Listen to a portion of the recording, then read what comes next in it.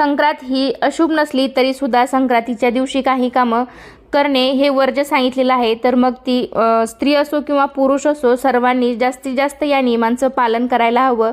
ते तुमच्या आरोग्याला चांगलं राहील, त्यामुळे तुम्हाला पुण्याची प्राप्ती होईल, सूर्यदेवाची तुमच्यावर कृपा होईल।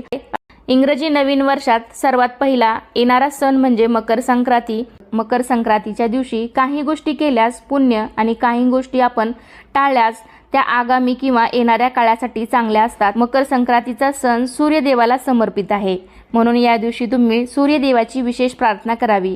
यानंतर पाण्यामध्ये कुंकू, काळे तीळ टाकून सूर्यदेवाला अर्घ्य द्यावे। यामुळे भगवान सूर्यदेवाच्या कृपेने तुम्हाला धन, कीर्ती आणि शक्ती प्राप्त होईल। तसेच तुम्ही या दिवशी दान सुद्धा करू शकता। मकर संक्रांतीच्या दिवशी दान केल्याने विशेष फळ मिळते। या दिवशी केलेले दान थेट देवाला अर्पण केले जाते आणि त्याद्वारे व्यक्तीला मोक्ष प्राप्त होतो।